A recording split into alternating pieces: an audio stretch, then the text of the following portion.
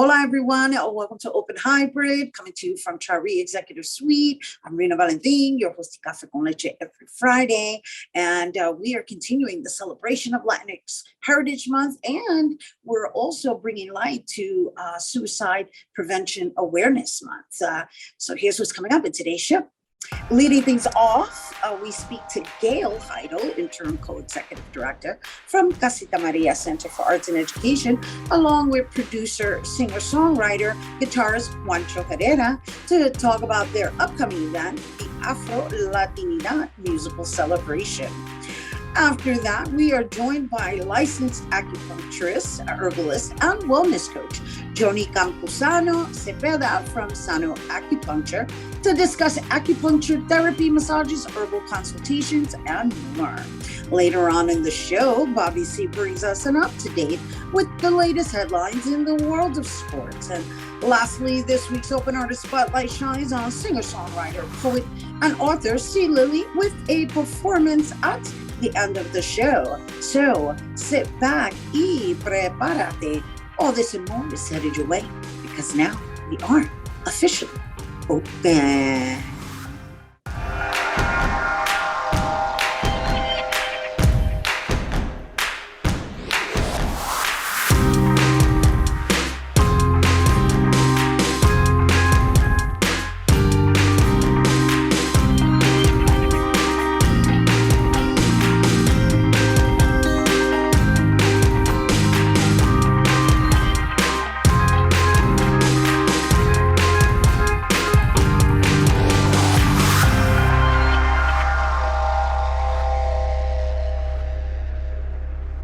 Hey everyone, welcome to Open Hybrid. I'm Rhina Valentin, your host of Café con Leche for the next hour, coming to you from Chari Executive Suite, inviting you to get social with us online. That is, tweet us and follow us on Instagram at BronxNet TV and like us on Facebook at Open BronxNet Television. And of course, while you're there, follow moi on Twitter, FB, Instagram, Insta Stories, and LinkedIn at Rhina Valentin. So as we continue celebrating Latinx Heritage Month, we opened today's episode discussing an upcoming musical celebration honoring different Latinx countries such as Colombia, Cuba, Honduras, and Venezuela. The Afro-Latinidad Musical Celebration presented by Casita Maria and ori-gen Collective is a one-day festive concert that features different musical groups with a focus on their African roots in Latin America. Here to share more is Interim Co-Executive Director from Casita Maria Center for Arts and Education, Gail Heidel, and producer, singer-songwriter, guitarist, Juancho Herrera. Hello and welcome. Hi, Rhina. Thank you for having us. Oh, it's always a pleasure to have you, especially with this wonderful programming that you continue to do. Thank you so much. We always appreciate your support and BronxNet's support as well. Bravo. And bienvenido, Juancho. Muchas gracias por tenerme. Thank you so much for having us here. It's amazing that we can reach your audience, so thank you. Yes, and let's just introduce everybody to Casita Maria's fall programming, and we'll start with you, Gail, especially in this new role of Interim Co-Executive Director. I've been at Casita Maria now for 7 years, and I had the pleasure of serving with Aide Morales, who was also our executive director for 7 years. She just stepped down in June. We miss her terribly, but she's still serving in a consultant role to help us with the transition as we search for a new leader. So yes, I'm serving along with Cristina Rivera Lugo as the interim co-executive director. I'll be overseeing all of the programs, our education programs, and the creative arts programs during this transition period. And you also asked about our fall programming. We just opened our new exhibition called Built Like This by Chicana Bronxite, Daisy Ruiz. And the exhibition is an anti-bullying and positive body image exhibition. So that's in our gallery. Folks are welcome to come visit. And then, of course, we're going to talk about our event on October 1st. Yes, and so the exhibition, though, that's on display until when? Until March. So folks have 6 months to come visit. You just need to email marketing@casitamaria.org and you can schedule a tour, and we're happy to welcome you. Yeah, and of course, you can also visit the gallery while visiting the Afro-Latinidad Musical Celebration that is honoring National Hispanic Heritage Month. And I understand Juancho, as one of the founders of Ori-gen Collective, is responsible for the actual lineup. So let's talk about that, Juancho. Well, I've been blessed in the past 20 plus years since I'm here in the US to have played and performed with so many incredible masters of different kinds of music. And so this collective started as an initiative by Arturo Farrell and Pablo Aslan. And originally, the Afro-Latin Jazz Alliance was the force behind the collective. And so they started to recruit people from all the diaspora. And so I came as a person from Venezuela. That's where I'm from. I was born in Colombia, grew up in Venezuela. And so, the story of the collective is a little long. I invite people to go to ori-gen.org and check it out. But we started during the pandemic. We did a bunch of video series, and we were able to do a festival last year live. And this year, we are partnering with Casita Maria. And so this concept of Afro-Latinidad is a concept that, like many of the concepts that are connected to our Latinx community, it's very confusing for people that are not from the community, because we are as diverse as it can be. So when you say diverse, are you referring to the multiculturalism or the genres in which you guys everything. So, but there's some roots that have expressed themselves differently in different parts of the continent. So I have been blessed to play with all the artists that you're going to see on October 1st. And so I always wanted to my focus is to make connections and to people, and for people to see that if you are from Puerto Rico, you can see something that is kind of similar in Colombia, or similar in Peru, or similar in Honduras. So this, from the point of view of musical point of view, this festival, this curation, is trying to make that, to see people that have emigrated to the U.S. that have connected to the roots and the musical influences of New York, and the Bronx being one of the most important hubs of music, because Latin jazz, hip hop, and pare usted de contar, music is from that area. And salsa, we can't forget salsa.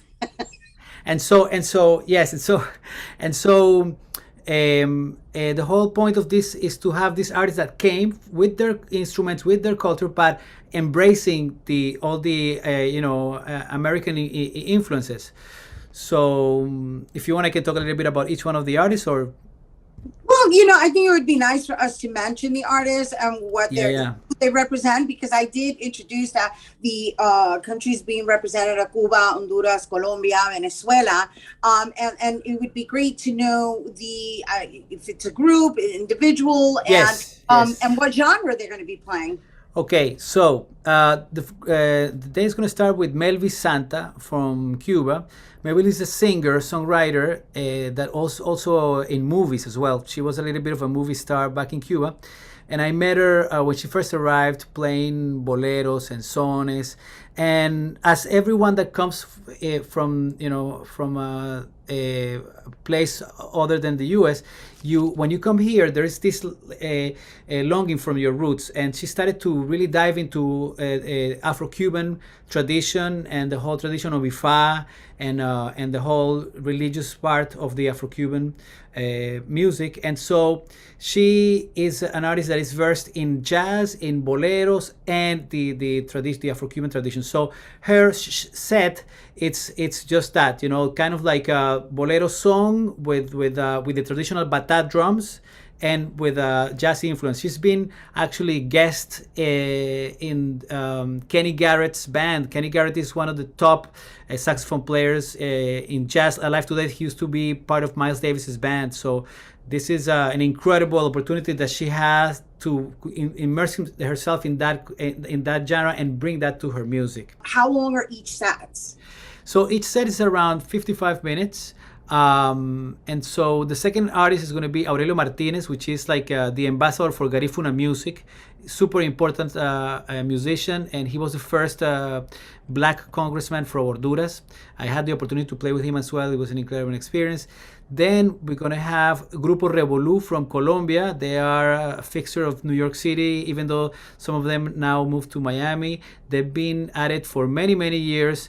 They are based on 4 musicians, Joana Castañeda, Ronald Polo, Erika Parra, and Morris Cañate, who are the center of this group. They do their original music based in all Afro-Colombian tradition, from Chandé, from Curulao, different kinds of styles.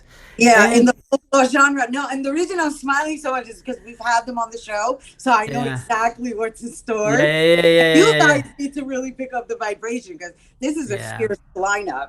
It is. I mean, I played also with Revolu, and there's when they started, the vibe is just so infectious. And then we're gonna end up with a more recent immigrant from Venezuela, Jacob Vital, which is a singer and a master of Afro-Venezuelan drums. He has performed with the most important orchestra in Venezuela. I don't know if your audience knows that we have also not only a very strong traditional music, but also very strong in classical orchestras. So he has been in many situations where he has brought the Afro-Venezuelan drum to other contexts. And so he has a group that he started here the last 4 years, I would say. And he's going to be joined by a native New Yorker. Her name is Kavita Shah. She comes from Indian descent, from India, but she's been an expert in Western African music, in music from Cape Verde. And so one of the things that I also envision is that we have to connect these Afro traditions with and see what the links are, because that's when you see the beauty of how all these things come from Mother Africa. And so that's going to be the end of it. And, well, the end of the show, but the beginning of many other opportunities, hopefully. Well said. Well said. I get it. There's a thread there, is what you're saying. And putting it all together is how we're going to be able to experience it and feel it and vibe off of it. And so, Gail, is this the first in-person show since the pandemic? Our first in-person auditorium event was over the summer when we were partnering with musicians from the New York Philharmonic, and we had an open rehearsal with Bronx Banda and the New York Philharmonic. So that was our first in-person auditorium event. And then this will be our second. Yeah. No, it's different when it's in person. That's why I'm asking. I mean, I know I've experienced it with you outdoors, but indoors is a whole nother animal. And the reason I ask that is, like, is there going to be limited seating? Like, what are the logistics on the indoor functions? Well, the event is free. We are, letting anyone in, no matter what their vaccination status is.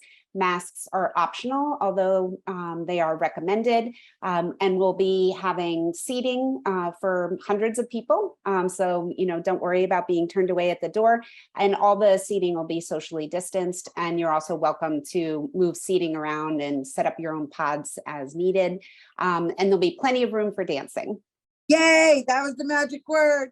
Dancing room. Woo! Excited. Thank you so much, both of you, for making the time to bring it here to our viewers, everyone. Gail Heidel, Interim Co-Executive Director of Casita Maria Center for Arts and Education, and guitarist Juancho Herrera, producer and singer-songwriter, and founder of the ori-gen collectives, and they are presenting the all-day Afro-Latinidad Musical Celebration in honor of National Hispanic Heritage Month, and that's taking place October 1st from 1 p.m. through 6:30 p.m. happening at Casita Maria's Auditorium, located at 928 Simpson Street in the Bronx. For more information, you can visit casitamaria.org and ori-gen. ori-gen.org. All right, we have to take a quick break, but when we return, we'll talk with a licensed acupuncturist and wellness coach about her services and how you can awaken your body's natural healing system. So don't go anywhere.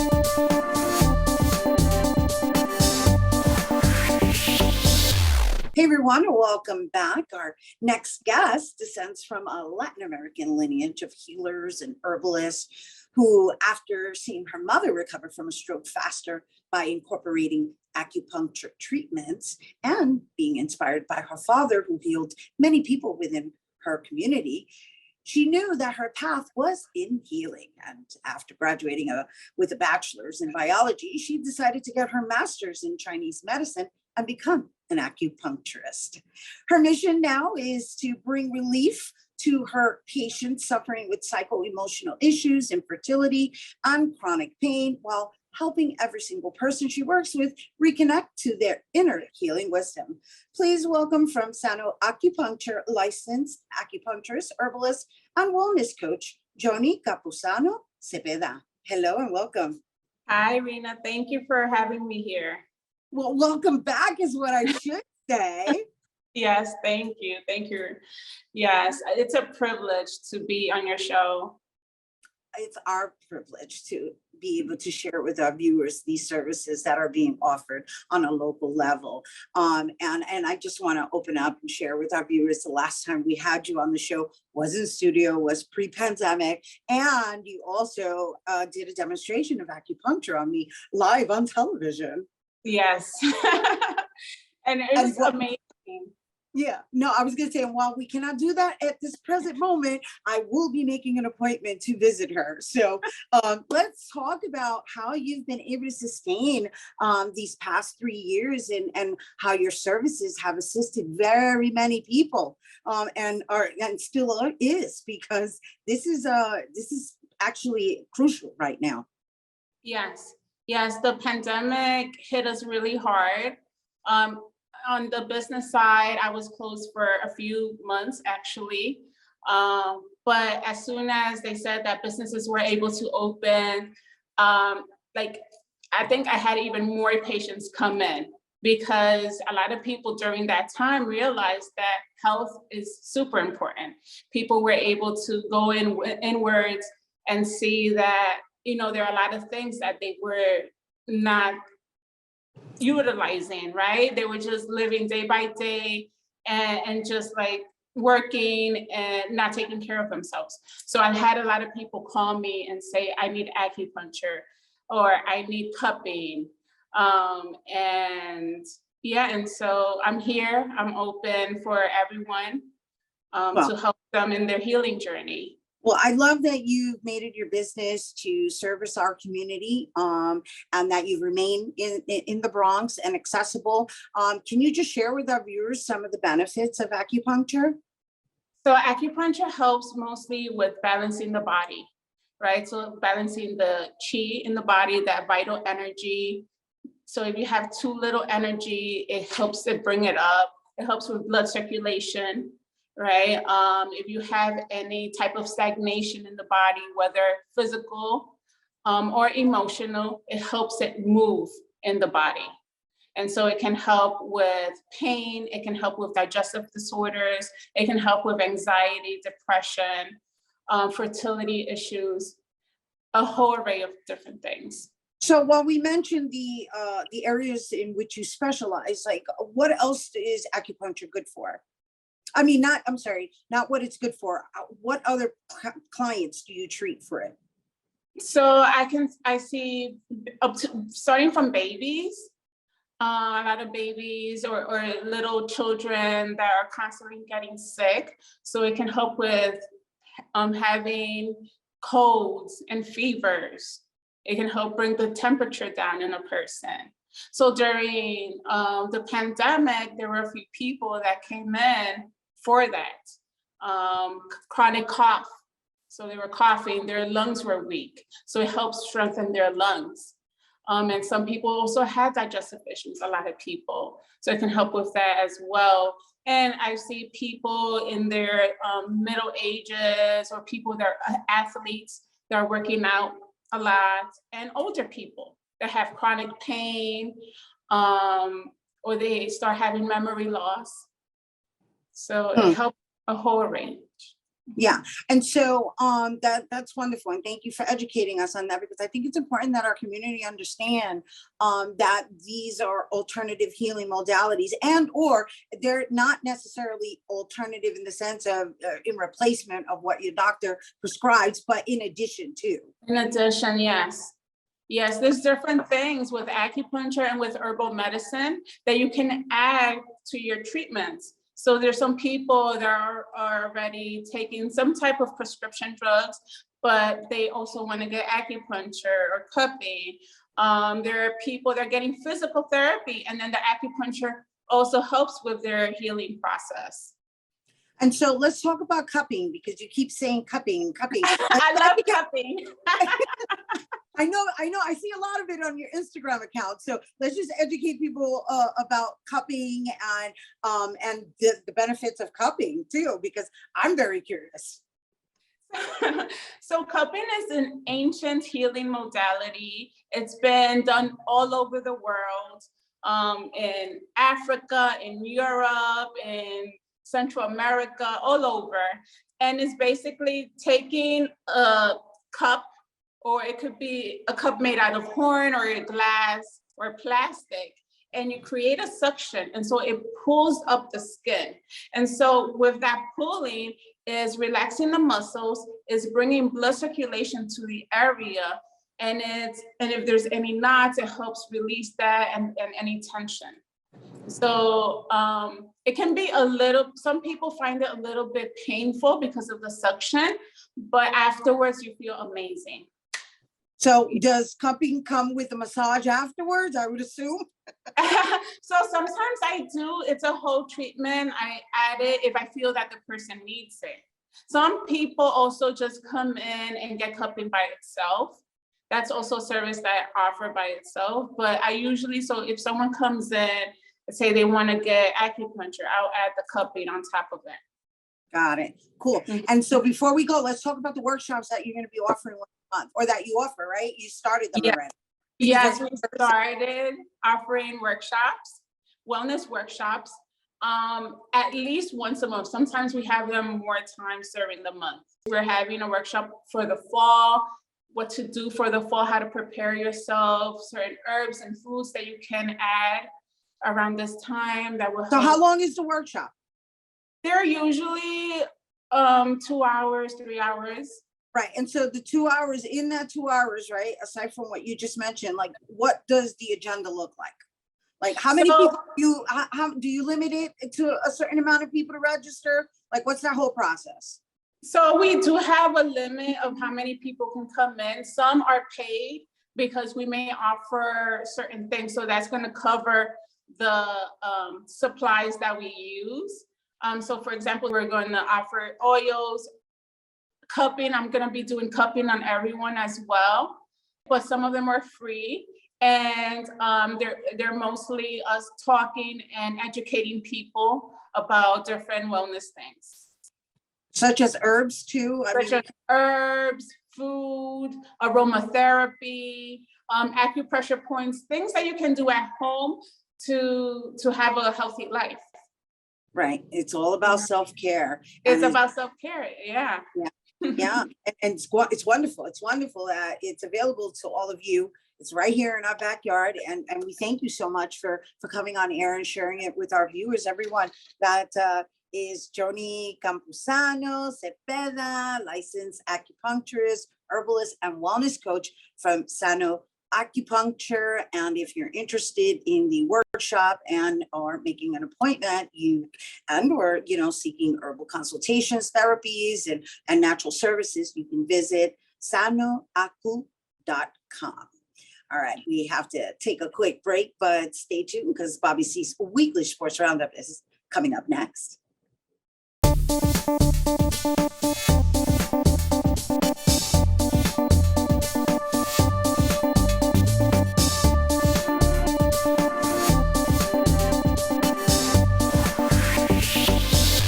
We're here at the Black Print pop-up shop where vendors are displaying all of their items, from hats to jerseys to beard oil to food. You name it, it's here. This was organized by Daria, who has her website called Loving Our Own Kind. Local vendors came out and about showing off their goods, and boy, was there a lot to see. Daria always does pop-up shops, and I was kind of new to it, so we decided to make one together because we know different people and decided to put it together. I've been throwing pop-ups for a little bit now, and I definitely wanted to throw it together. This is my good friend here, and I own the look, she owns Pints by P, so together we put it together. Some of the vendors here we do know personally, and we've kind of just reached out to people and they committed to it, so it's great. We're happy to see how many vendors showed up, and the people will slowly show in, so we're excited. We wanted to see what some of the vendors had to display, and we couldn't nitpick everything. So we found an owner of Nico Knits, Nicole Jones, who could do that for us instead. I just wanted to come introduce my new line of bucket hats. My brand is called Nico Knits, and I make custom bucket hats in different colors and designs. Everything is unique. I never repeat any style unless requested, but I like to bring my colorful personality to my creations. Now, grooming can be a hassle sometimes for men, I'm sure, especially if you have a beard. So how do you stay so groomed, keeping your skin so smooth and your beard so soft? Trev's Beard Butter is here to help us and tell us about his brand. I'm the owner of Trev's Beard Butter. I started making products to kind of help with my own beard growth. I used to get very itchy in between shaving, so I kind of came up with the product. It stopped with razor bumps, it stopped with the irritation, and then helped my beard grow quite a bit. So I figured I might as well put it in containers and sell it. These beard butters smell better than anything you'll ever come across, and they actually work. I have most of my business is repeat customers. Everybody loves the product. It works well. It comes out from the beard very easily, and again, it smells fantastic. So what about if you're having a hard time finding something to wear? Now, getting fly and fresh sometimes can be a little complicated, but these vendors can show you how it's done. Clothes is always something that I was always into. People always told me I was the best dressed. I used to put everything on, so I'm like, it only makes sense during the pandemic. Why not to actually start a clothing line with my cousin and my best friend? So we just put our heads together, and Wesley and Y became born. This is called Be Unique. This is the African spelling of unique, and it stands for radically distinctive and without equal. We opened up April of this year, but it's something that me and my partners had in mind for a while now, so we just wanted to bring something to the Black community, something quality, something that's ours. So I always like to feel pretty and girly, so I always like bling and pink and small accessories, so I always thought that was good to start off with and then expand from there. So I'm definitely going to get into beauty and fashion, I would say, in the near future.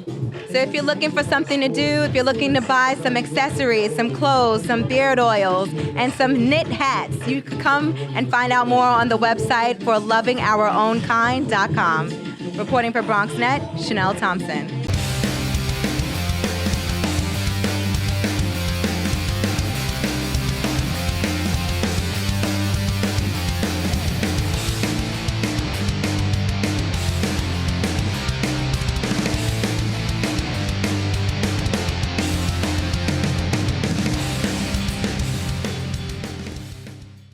It is an absolute honor this morning to be joined here in the Sports Corner by Pulitzer Prize winning author Buzz Bissinger, a native New Yorker. Welcome back to the Bronx, Buzz. We get a chance this morning to talk about your latest book, the first opportunity for you to speak about the game of football since the critically acclaimed Friday Night Lights. Buzz, how are you doing? Well, you're always looking for good ideas. They're hard to find. It takes me sort of a minimum of 5 to 6 years to, you got to have an idea not only that you love, you got to have an idea that you think will work, where you can really tell a story from beginning to end, a narrative that's going to capture the reader. I was on the internet. People say, well, how'd you find out about this game? All I remember is I was on the internet. I'm sure I was on deadline and screwing around on the internet because that's what writers do to avoid writing. And I came upon this thing called the Mosquito Bowl. And I first did a double take, and then, wait a sec, this game is played on Guadalcanal in the Pacific in the middle of nowhere, and then keep reading, and wait a sec, it's two regiments playing against another, and they're loaded with some of the best college football players in the country, and then wait a sec, they built goalposts for the game and a regulation field out of dirt and coral, and printed up programs, and it was broadcast over the PA system and broadcast on radio over what they call the Mosquito Network to parts of the Pacific. 1,100 Marines who were both drunk and had gambled on the game. I said, this is surreal. This is surreal. I'd never heard of this. And virtually no one has heard of it today. And then read more and find out that of the 65 men, and they were really boys, we think of them as men because of their responsibilities. Of the 65 who played, many of them officers, 15 were later killed. Several months later, after they shipped out for Okinawa, Guadalcanal was being used as the training area. And, you know, when I read that, I said, there's a story to be told to preserve the memories of those men, to really depict what war is really like. And the key is, in anything, you got to fall in love with the characters. And so the goal of the book was to take some of these men who played, start really almost at the beginning of their lives and take the reader through all the way with ups and downs and writing about other things into the horror, absolute horror. And that's a bad word to describe it, but that's what comes to mind. The absolute horror of Okinawa, where 240,000 people died in 82 days, Americans, Japanese, and civilians.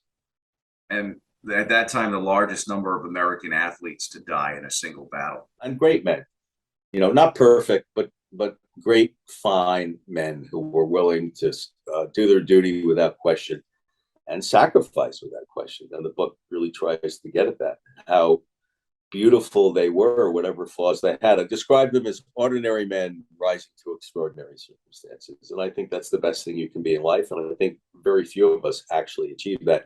These men did, to preserve our freedoms. Plus, before we got a chance to come on and speak about the book, talking so much about baseball, and I'm such a sports junkie and guru, and coming into this conversation, I was thinking to myself about one game that was played at Yankee Stadium, arguably always called the greatest game ever played, right? The championship game, 1958, Giants and the Colts. And I started thinking to myself that maybe, just maybe, that the Mosquito Bowl is the greatest game ever played. Yeah, you've probably seen this. You know, all these books come out. The greatest game ever played, the most important game ever played. That'll be on the cover of the book. It wasn't the greatest game ever played. I mean, the score was 0-0. They didn't have pads or anything. They did beat the crap out of each other, and a lot of guys got hurt. But that was part of the fun. I mean, they were physical. They were physical guys. But if you look at the later repercussions, it was without a doubt the most tragic game ever played. You know, you have 65 vibrant young men playing football, having a ball, having a blast for 3 hours, doing something that they loved.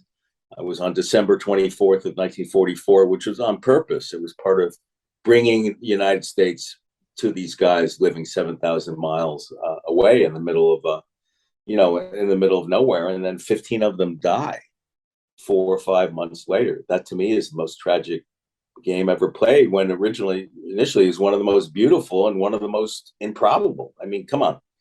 A football game, a really simulated football game on Guadalcanal, in the Pacific, when it's hot and there are mosquitoes and crabs and alligators. It was surreal. I would say if it's not the greatest, it's definitely the most improbable game ever played. Yes, I appreciate that. I think that's true. I think that's true. I think one of the things that the book illustrates is that football basically is a training mechanism for war. I was hoping to get your perspective on that. Well, I mean, that was another thing that I found fascinating. The Army was pretty reticent about football. The Army had officer training programs on college campuses, but you were not really a student, and you certainly were not allowed to participate in extracurriculars like football. The Navy felt that football was the single best source of combat training. And it makes sense, because, what's football about? Discipline, teamwork, at that point in time, violence, because, you played hurt. That was part of it. Coaches wanted guys to play hurt to show how tough they were. So you have teamwork, discipline, violence, playing through pain, and never giving up. And those are part of the qualities that you do need when you're in combat. So the Navy started officer training programs in which you were a student at various campuses and could play football. And a lot of these guys took advantage of that before they went into the Marines. Not only a fantastic writer, but also a fantastic researcher. This book takes you 5 years, Buzz. And I read that you said that you told the publisher that this book saved your life. Why did you tell the publisher that? Yeah, and I'm careful to exaggerate, but I think in a sense it definitely is true. Before tackling the book in 2017 and 18, I was kind of reeling. And, you know, when people reel, they do stupid things. There's a certain self-destructiveness because you're scared. I had no work. I mean, literally, I had a great run with Vanity Fair magazine for over 2 decades, but, you know, a new regime came in. And when a new regime comes in, I get this, they want their own writers. I understand that. So that was gone. I did not have a book idea. This was, you know, ringing around in my head. And, you know, what am I going to do? I'm on my own. You know, I've been on my own a long time. And, you know, I got a family to support, and that shook up my head. And then I went public with some things that I regret. I talked way too much about sexual appetites and things like that. And I really regret it. I went too far, and I realized you got to get back to your roots. You know, you've been doing all this different stuff in your life, and I did talk radio for a while. You know, I went to Hollywood for a while. I was doing this, I was doing that. And I said, you got to go back to what you're really good at. You got to go back to Friday Night Lights or other books that I've written. And so I said, all right, let's do it. And when this became a book, when it was accepted, you know, I felt, all right, I'm on the right track now. I'm on the right rudder. I'm focused. I have the focus that I need in life. And the focus was to try to create the best book I possibly could, and I'm really proud of it. I think it's my best book. People blanch and say, well, how can it be better than Friday Night Lights? It's a much more complex story. The stakes are much higher. Obviously, high school football, the stakes were high in Odessa, but this is literal, you know, life and death. And you're reading to see who makes it and, you know, who doesn't. There's a lot of tragedy involved, but there's definitely a lot of uplift in what these men were willing to do. And I think even for you to get a chance sometimes to kind of pull back and say to yourself, like, what an incredible career it's been. I mean, even being able to like write NYPD Blue. I mean, you've done so many different things. Right. Well, I appreciate that. And you know, part of life is really figuring what are you good at, what are you not good at. But part of life is trying. I don't regret any of the experiences that I've had, except I've hurt people. And when you hurt people, that really causes you pain and agony. And, you know, there were times when I terribly hurt my wife. We're doing great. We're back together. But I hurt her, and that was really hard. Very sad. It was a documentary that came out, maybe you see it, called Buzz. And that parts of it were just, as I watched it, it was painful because of what I'd done to her. And she's an amazing, really smart, fabulous, beautiful woman. And I'm lucky. I mean, I know that I'm lucky, and she's in the background telling me what I should say. And, you know, will you just be quiet? We're having a nice conversation here. What the hell's wrong with you? Oh, she's just saying lucky, and she's nodding. So I guess we are going to get divorced after the show is over.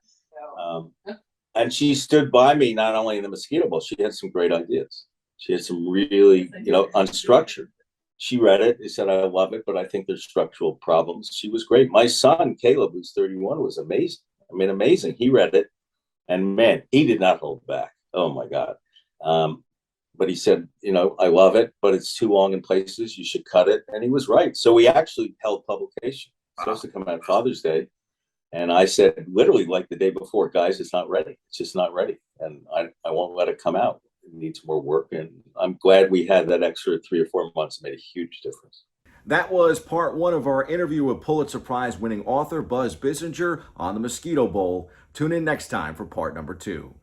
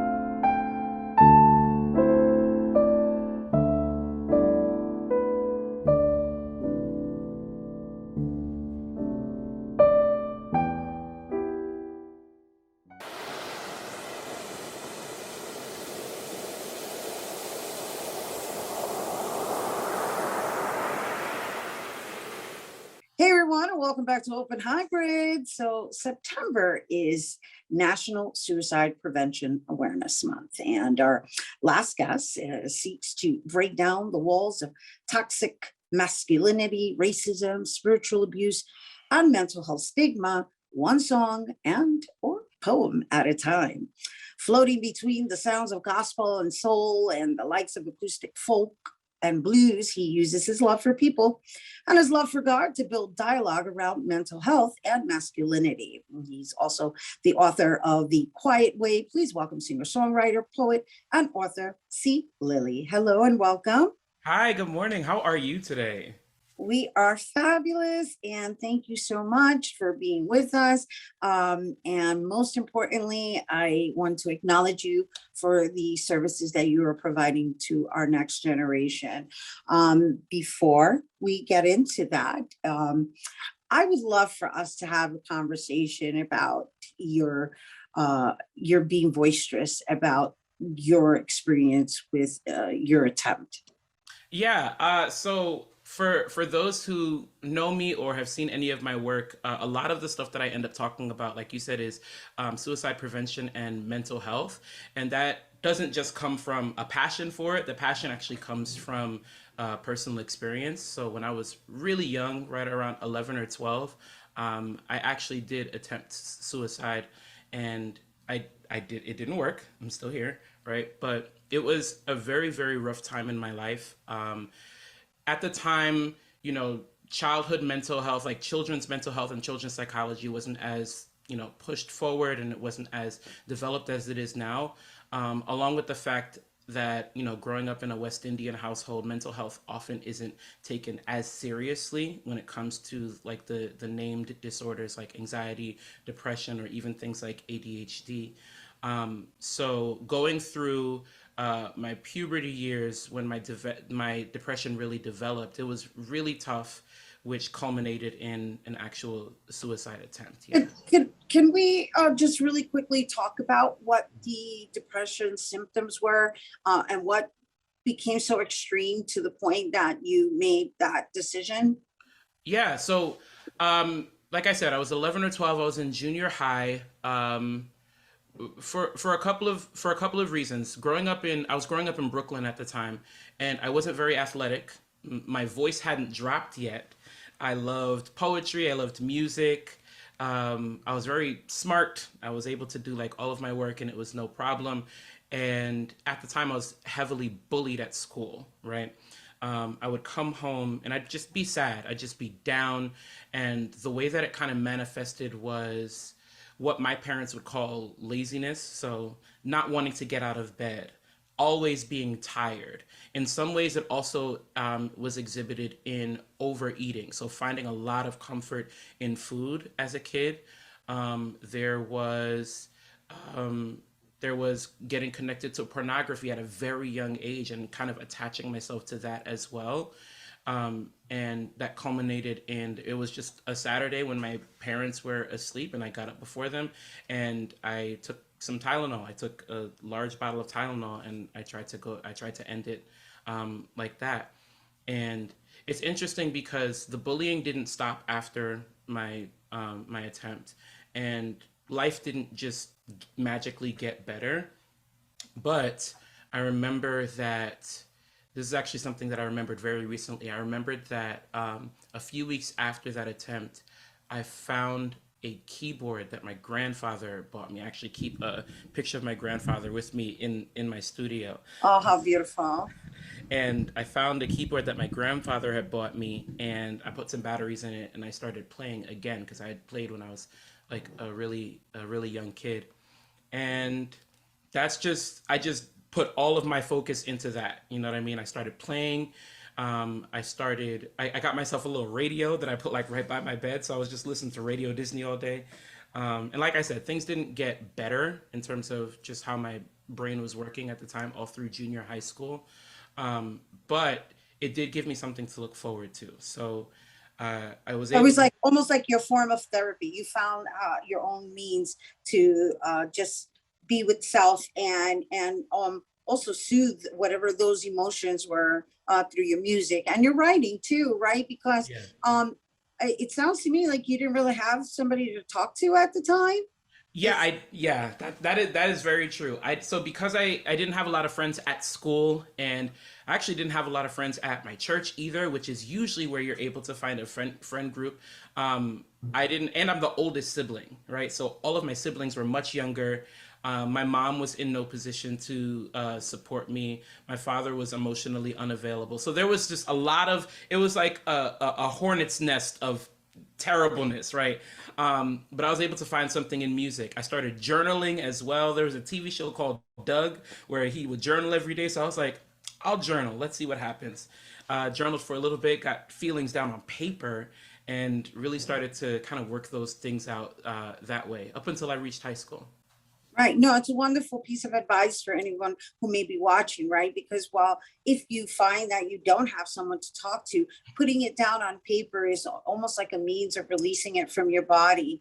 And so even though there isn't an actual physical person you're speaking to, at least you're speaking to the paper by releasing it, you know, through your writing. And so now you go around and you sing and you recite and you work with the next generation. So let's just share with everyone where you are now. I mean, what we were just discussing, everyone, in case you're tuning in now, was an experience that he had when he was in junior high school. And so now as a full grown man, he has made it his mission to pass it forward in the sense of advocating for anyone who may be under a lot of pressure or, you know, and or considering, you know, I don't even love saying it. It's hard to say.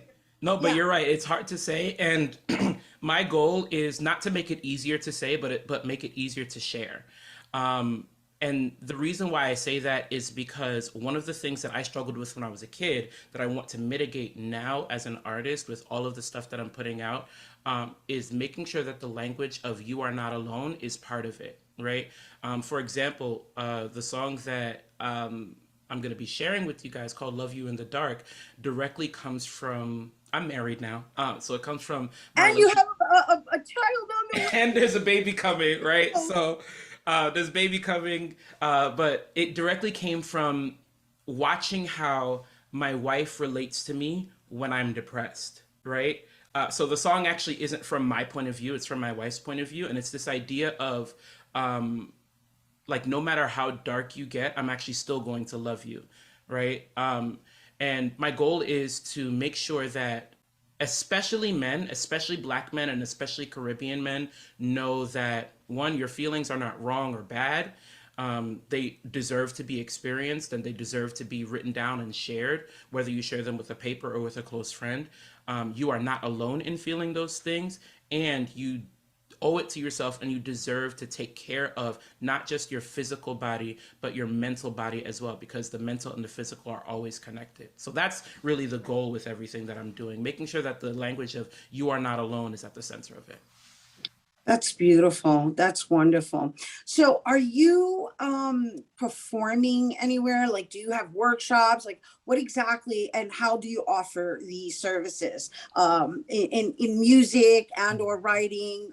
Yeah, so I do a couple of things. One, I do pop-ups like at little open mics around the city. So if you go to places like the New York Poets Cafe or Bowery Poetry Club, you might see me performing, as well as other open mics. Like there's an open mic in the Parkside Lounge in Lower Manhattan called Inspired Word. I try to go there as often as I can. Other ways that I get to share my story are, one, through my YouTube channel. All of my socials are C Lilley Artist. So if you go to youtube.com/C Lilley Artist, you'll find me. And I share a lot of content there, both, you know, just the works that I'm doing, but also kind of, I call them video essays about being honest about what I'm feeling. So a lot of it connects to me being an artist, but it's really ending up talking about like emotions and feeling and all of that. As well as through my website, I get a lot of booking from other organizations that will allow me to share my story. And I've gotten a chance to perform. I'm performing at a music festival at the end of September, which is really awesome. In Troy, New York, I've gotten to perform for the City of New York for the Caribbean and Cultural Affairs in World Trade Center. So there are lots of different ways that I've gotten to share my work. That's wonderful. And we really thank you for coming on and sharing it with our viewers. See Lilley, everyone, singer, songwriter, author out there advocating suicide prevention awareness. And if you or someone you know is in trouble, just dial 988 if you need someone to speak to. But in the meantime, we're going to recommend you don't go anywhere, because when we return, C. Lilley is going to sing his song, Love You in the Dark. Don't go anywhere.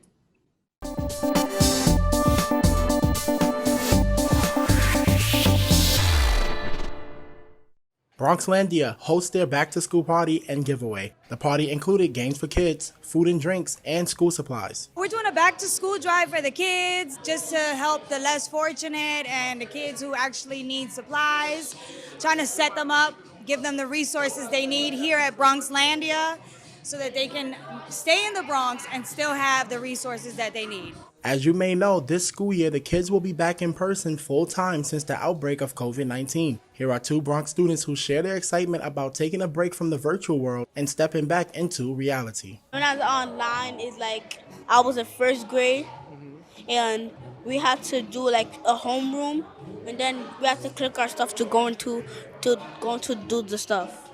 Now, how do you feel about being back in person? I feel happy. It feels good, yeah. Because online, I didn't like online learning. And what are you expecting from high school? To pass all my classes and take AP classes. The party is just getting started here at BronxLandia for the back-to-school event. There were children and parents lined up earlier for some supplies, and they are expecting more children. For BronxNet, this is Kyrie Moody.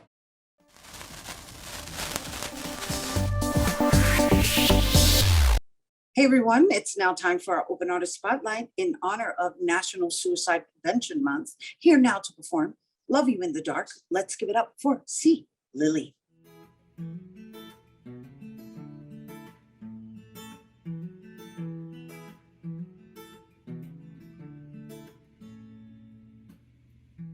I can see the shadows in the lights of your eyes. And I can see the fire fading each morning you rise. I can see the fear blanket your smile. And I can see you pull away like a scared little child. I'm not scared of the darkness. I'm not scared of the valley. I'm not scared of the cold. So let me hold you. Let me hold you in the hard places. Let me meet you where you are. You're allowed to have a bad day. Let me love you in the dark. And even when your life is midnight, you and the sun seem far apart. Let me hold you in the hard places. Let me love you in the dark, yeah. Let me love you in the dark, in the dark, in the dark, yeah. Let me love you in the dark, in the dark, in the dark, yeah. Yeah, you got nothing to be afraid of in the fire and the rain. You got nothing to be afraid of. You can't push me away. You've never been too dark. I'm not scared of your pain. I'll walk you through the hurt till only one thing remains. It's love beyond your fears, and it's love despite your tears, and it's love so true. So let me hold you, yeah. Let me hold you in the hard places. Let me meet you where you are. You're allowed to have a bad day. Let me love you in the dark. And even when your life is midnight, you and the sun seem far apart. Let me hold you in the hard places. Let me love you in the dark. Let me love you in the dark, in the dark, in the dark, yeah, yeah. Let me love you in the dark, in the dark, in the dark. So there's not a thing you can do or a thing you can say that will push me away. So let me hold you, yeah. There's not a thing you can do or a thing you can say that will push me away. So let me hold you. Let me hold you in the hard places. Let me meet you where you are. You're allowed to have a bad day. Let me love you in the dark. And even when your life is midnight, you and the sun seem far apart. Let me hold you in the hard places. Let me love you in the dark. Let me love you in the dark, in the dark, in the dark, yeah. Let me love you in the dark, in the dark, in the dark, yeah, yeah. Let me love you in the dark, in the dark, in the dark. Let me love you in the dark, in the dark, in the dark, yeah. So there's not a thing you can do or a thing you can say that will push me away. So let me hold you. Beautiful, beautiful. That was C. Lilley. And once again, we're advocating National Suicide Prevention Awareness Month. If you or someone you know is in need of help, please dial 988. And for more information on C. Lilley's suicide prevention advocacy and his music, you can visit clilleyartist.com, and you can visit him on all social media platforms at C. Lilley Artists. That is our show today, mi gente. Thanks to all our guests for coming through, and to you, our viewers, for tuning in. If you missed any part of the show, you can check out the recablecast tonight and 24 hours a day at BronxNet.tv. I'm Rhina Valentin, and from all of us here at Open, may the universe provide paz, prosperity, y amor. Happy Latinx Heritage Month, everyone.